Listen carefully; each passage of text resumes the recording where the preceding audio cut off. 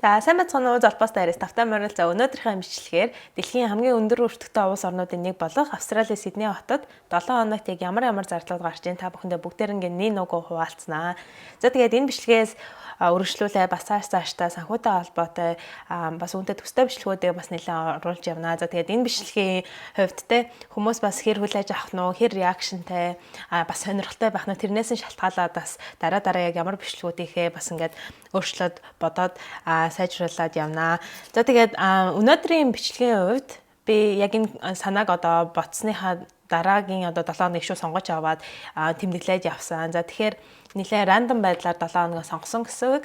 За тэгээд энэ 7 хоногуд бол мэдээж угаасаа адилгүй. Зарим 7 хоногт нь зардал баах, зарим нь болохоор нэлээ өндөр зардалтай гэх мэтчлэн янз бүр байдаг. За тэгээд энэ сонгож авсан 7 хоногийн маань хувьд бол харьцангуй өндөр зардалтай одоо 7 хоногтой орно. За тэгээд учир нь бас нэлээд удаан уулзаг бас найз нөхөдтэйгээ гадуур хооллох, дээрээс нь манай ажлын бас хэд хэдэн хүмүүс гарч байгаа болохоор тэдэртэй хооллож одоо уух юм авах гэх мэтчлэн одоо иймэрхүү зардлаас нэлээд гарсан. За тэгээд хүмүүс бас нэлээд гараад ажил дээр ачаалал нэмэгдэнгүүд гэрээсээ хоол авчирхаасаа илүү бас ингээд ойр зур нэлээд их кофе авах, дээрээс нь гадуур хооллох гэх мэтчлэн зардлууд 7 хоног нэлээд их байлаа. За тэгээд өнөөдрийн бичлэг дээр одоо яах вэ гэхлээр би бүгдээрээ ингээд тэмдэглээд тавьсан. За тэгээд миний хувьд бол ийм утсан дээр аппликейшн ашиглаад тэгээд тухайн сарынхаа бүх одоо ингээд зардлуудыг оруулаад сарда хоолнд яг хэдэн хувийг нь өрсөн байна. Одоо өөр хомуурнуудаа хэдэн хувийг өрсөн байна гэх мэтчлэн бүгдээр ингээд хараа. За дараа сарда ерөөдөө яг яаж сайжруулах вэ? Яаж илүү үр дүнтэй одоо өөр санхүүг зарцуулах гэх мэтчлэн зүйлс дээр бол анхаарч ажиллаж байгаа. За тэгээд ялангуяа энэ жилд бол яг энэ санхүүгийн хувьд бол илүү сахилга баттай байж мөнгөө илүү ухамсартайгаар үүрэх дээр нэлээд анхаарч ажиллаж байгаа. Сүүлд нэг шинэ budget trackerтай басан Excel дээр хэрэг та budget tracker байдгүй хөдөлтгүй бол Google Sheet дээр бол темплейт байдаг. Би тэр темплейтийг сүүлийн хэдэн саруудад бол байнгын ашиглаж байсан. За тэгээд сүүлд одоо тэр энэ budget tracker илүү гоё болох гээд бас одоо шинэ budget tracker ашиглаж гисэн. За тэгээд энэ бол миний эхний ашиглаж байгаа сар. Энэн дээр хэдүүлээ яг сүүлийн 7 хоног одоо яг ямар зардлууд гарснаа одоо шууд тэмдэглээ явчих. За тэгээд миний 7 хоног болохоор хагасаанаас 5 дахь өдөр хүртэл яг 7 хоног яг ямар зардал гарснаа одоо цуг бичээд явна. За би лаптопн дээр яг өөрийнхөө budget дээр expense дээр бүгдээр ингэ цуг бичээ явъя гэсэн жаа нэлээ орж гараад дахин бичлэг хийлгүүлээд байна. За тэгэхээр хэдүүлээ зөөр шууд энэ миний тэмдэглэж битсэн юмнаас шууд хараад би хилээд явчих. Хагасаа өдрийн хувьд би өдөржин гэртээ байсан. За тэгээд цэвэрлэгээ болон хувц сунаар ойр зүрийн юмнуудаа хийгээд өдрийг бол гэртээ өнгөрөөсөн учраас зардал баг байхгүй байсан. Тэгээд ганц гарсан зардал нь бол $5. За би энийг бол баг дөрвөөр шилжүүлсэн. Тэгээ манай баг дүү маань битэд нөгөө ойр зүрийн одоо шалгаах юм тоос арчих гэх мэт одоо зүйлсүүдийг хийгээд жижиг фи авдаг. За тэгээд би нөгөө өрөөнийхөө шалгыг харуулуулаад $5 өгсөн. За бүтэн сая өдрийн хувьд болохоор нэлээд одоо урт өдөр болж өнгөрсөн. За тэгээд зардлаас нэлээд өндөр байсан. За тэгээд миний хувьд яг яаж өнгөрсөн бэ гэхлээр өглөө босоод эрт 9 цагаас марафонд оролцох байсан. За тэгээд хотын төврөг бол 1 цаг явсан. За тэгээд энэ үед бол нийтийн тээвэрт бол зардал гараагүй.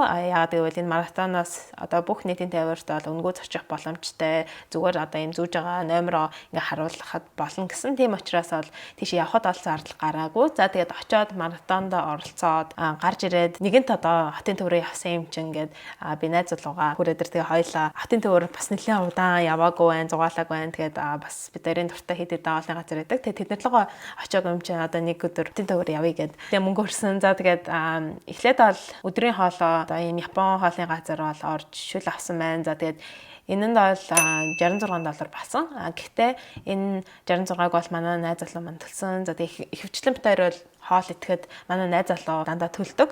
Өргөжлүүлээ Бингсүү байдаг газар руу явсан. За тэгээд энэ газар руу бол битээр баг хэдэн сар баг жил яваагүй байсан учраас зорж очсон. Десертны үрийг бол би төлөөд энэ нь $25 27 цент басан. За тэгээд битээр гэртээ хурж ирчээ Колс руу ойр зүрийн жимс ногоо дээрэс нь одоо хоол хийх хүнсний материалаа авсан. За тэгээд энэ маань болохоор $60 26 цент болсон. За гэхдээ энэ маань яг нөгөө тоталд бол тооцогдохгүй. Яагаад гэвэл бас манай найз бол маань энийг төлсөн. За тэгээд сүүлийн тээвэр бол нэг удаа хэрэгэлсэн. За тэгээд энэний зардал маань $1.47 болсон. За тэгээд энэ өдрийн одоо өргөцсөн мөнгө бол $183 байсан ч гэсэн за миний зүгээс $26.74 гарсан байна. Дараагийнх нь бол нэгдүх өдөр. За нэгдүх өдөр бол би гэрээс ажилласан. За тийм учраас хоолны зардал бол гараагүй. За харин өглөө аав ээжтэй явж кофе уусан. 3 коферийг нь төлөөд нэгийг нь бол өнгөө авсан. Манай энэ хажууд байдаг кофе шоп дээр бол нөгөө ийм loyalty card байдаг. За тэгээд 5 кофе авах тутамд 1 кофе өнгөө өгдөг. За тэгээд ээжтэй ер нь бол баг өдөр болгон явдаг. За тэгэнгүүт ер нь бол нэг 2-3 хоног болоод 1 кофе өнгөө авдаг гэсэн. Тэгэхээр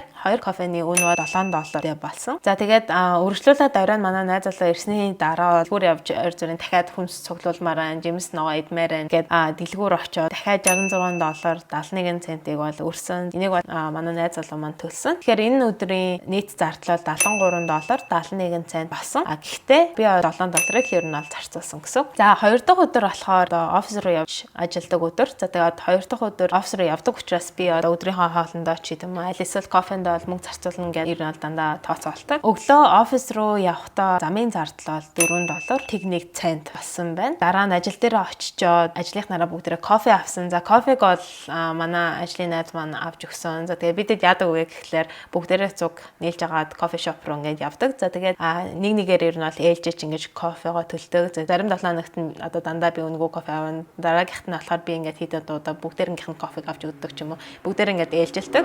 За тэгэхээр кофе маань бол өнгөө байсан. За тэгээд өдөр найзтайгаа уулзаад цуг өдрийн хоол идээд хоолны зардал болохоор $15.17 бол хоол авсан байна. За тэгээд өргөжлүүлээд Boost-ээс смузи авсан. За тэгээд энэ смузи маань $9.3 болсон. За тэгээд хоёр дахь өдөр манай найз залуу бас төвтөө нэлээд ойрхон ажиллаад би ч гэсэн хотын төвд байсан учраас бид хоёр төвийн ойролцоо одоо жимдээ явчаад өргөжлүүлээд оройн хоолоо идчихэд харсан. Оройн хоолнд бол зардал $60.55 гарсан байна. За тэгээд байсан газараас манай найз залуугийн машин байгаа дүүрэг рүү явахын тулд бас Opel хэрэгэлсэн. За тэгээд замын зардал нь болохоор $2.10. Тэгэхээр энэ өдрийн нийт зардал бол $91.13 болсон байна. Гурав дахь өдөр болохоор гэрээс ажилласан. За тэгээд гэрээс ажилласан өдрөө бол ээж битээр явж кофе уусан. За 2 кофегоо бол $7.26 авсан. Битэрийн тэр өдрийг авсан кофе бол нэг тийм жоохон сониндоо амттай байсан. Тэгээд тэрийгээ бас ингээд арай жоохон гоё амттай болохын тулд дэлгүүрээс шоколад авсан. За тэгээд шоколад дээр нэмээд би бас нөгөө бүх авсан учраас $8 болсон байна. За тэгээд хоолны зардал бол гараагүй. Одоо нөгөө хоол хүнсэндээ авсан зүйлсүүдээ бүгдээр ингээд хэрэглээд нэмж зардал бол гаргаагүй байна. За тэгээд тэр оройн нь болохоор манай ажлын газрын хүн явж байгаа учраас зургийг коллаж хийсэн. Зураг принтерлээд ард нь сайн яваарай те дараагийн ажил амжилт төсөө гэх мэтчил нөгөө үгсээ бичгээд юм зураг бэлтэж хуваалгасан. За тэгээд тэрний зардал бол $3 болсон байна. За тэгээд энэ өдрийн зардал бол $18.26. За дөрөв дэх өдрийн хувьд болохоор офисээс ажилласан. Ер нь бол 2 дахь дөрөвтөд бол офисээс ажиллаа. Бусад өдөр нь гэрээсээ ажилладаг. Офис руугаа явхад бол зардал дахиад $4 техник болсон. Офис дээр очичоод бүгдээрээ кофегаа авсан. За тэгээд энэ удаад бол би кофеныхаа мөнгийг төлөөд нийт $21.85 болсон. Өдрийн хоол бол $16.19 авсан. Өдрийн хоолны дараа яг нэг хэдэн минут үлдэхээр нь би бас нэг ойр зургийн интернетээр юм харж агаад $3.92 бас нэг юм темплейт худалдаж авсан байна. За тэгээд энэ өдөр ажилд харсны дараа би тэр ажлынхаа залуу гаргаж өгөх гээд явж юм идэнгээ бас ингээд уух зүйлс авсан. За тэгээд эхлээд бол $20.65-ээр mango frozen margarita аваад энэ дээр нэмээд би бас нөгөө багийнханда голт нь одоо тавих юм чипс ч юм уу тэр зүйлсүүд бол нэмж ингээд авсан. 2-3 цагийн дараа би дахиад нэг маргарита авсан байна. За тэгээд энэ маань болохоор $15.49 болсон. Дуусгачаад гэрлүүгээ хайрсан. За тэгээд гэрлүүгээ хайрахтаа замын зардал нь бол $2.08 болсон. За тэгээд энэ өдрийн нийт зардал нь болохоор $84.91 болсон байна. За тэгээд хамгийн сүүлийн өдөр болох 5 дахь өдөр гэрээсээ ажилласан. Ажил эхлэхээс өмнө ээжтэй бид хоёр энэ дэлгүүр рүү яваад за тэндээсээ би Boost авсан байна. $8.84. За тэгээд бид хоёр нэг мөсөө өглөөнийхөө бас юм жижиг юм идчихийгээд $18.73-ээр нам банми авч ицсэн. За тэгээд энэ дээр нэмээд ээж манаас юм жижиг гуух юм авсан. Оройн нь болохоор 5 дахь өдөр их хөвчлэн бас нэлээд цаг зав байх юм бол би найз залуутай цуг кино үздэг. Тэгээ өмнөх бичлэгээр та бас харсан баг. Оройн хоолоо гаднаас авч ирж идэж жагаад киногоо үздэгээ. Нийт зардал нь бол $60 болсон байна. Өдрийн нийт зардал бол $87.57 болсон. За тэгээ бүгдээрнгийн одоо нэмээд үзэх юм бол энэ 7 хоногийн нийт зардал нь бол $320.61 болсон. За тэгээд энэн дээрээ нэмээд нөгөө fixed байнгын тогтмол гардаг бол зардлууд байгаа. За тэгээ миний хувьд бол тогтмол зардал юу байдаг вэ гэхлээр Gym membership 7 хоногийн $34.95 байдаг. За тэгээд энэ дээр нэмээд subscription-ийн хувьд болохоор YouTube болон Apple-ийн subscription-тэй. YouTube-ийн premium subscription болохоор сарын $10.49. Apple-ийн cloud storage-ийн subscription сарын бас $4.49. Тэгээд энэ болохоор яг өмнөх саруудад дандаа өндөр байдаг гэсэн. За тэгээд би сүүлд бол бүх нөгөө зургнуудаа storage-а зэгцлээд тэгээд тэр ингээд зэгцэлсэн болохоор одооноос эхлүүлээд бол сартаа $4.49 төлж эхэлж байгаа. За тэгээд энэ дээр нэмээд утасны төлбөр орж байгаа. За тэгээд утасны төлбөр маань сарын $91.33 байдаг. За тэгээд энэ 3 нөгөө сарынхаа зардлыг яг 7 хоногт 4-т хуваагаад бодчихгонгууд 7 хоногийн $26.57 болдог. За тэгээд энэ дээр нэмээд нөгөө Gym-ийнхаа membership-ийг эмчингүүд за нийт 7 хоногийн тогтмол зардал нь бол $61.52 болж байна. За тэгээд энийгээ бол саяны одоо хоол хүнс ойр зүрийн зардал дээр нэмээд батах юм бол 7 хоногийн нийт зардал бол $382.13 болж байна. За тэгээд энэ маань бол байрны төлбөр бол ороогүй. За одоо mortgage байрны төлбөр эдрийг ингээд бодоод үцэнгүүт ер нь нэлээд жоохон ядаргаатай учраас ойр зүрх юмнуудыг зүгээр харуулахын тулд тэр зарлуудыг бол ерөөсөө оруулахааргүй шийдсэн. За тэгээд 7 хоногийн маань зардал ерөөхдөө нэг иймэрхүү басан байна. Тэгээд энэ 7 хоногийн хувьд та харж байгаах одоо хүний одоо амьдрал байнгын гардаг зардал болох те ариун цэврийн хэрэгсэл, нойлын цаас, ойс гэдэг юм иймэрхүү бол зардлууд яг энэ 7 хоног гараагүй. Гэхдээ мэдээж сартаа нэг удаа ч юм уу яг иймэрхүү юмнуудаа бүгдээр ингээд нөөцлөд авчдаг. Дээрээс нь муурандаа хоол хүнсийг нь авдаг. Тэгээд сарын зардал нь бараг цагаар $100-аас $200 бол болчиход байдаг.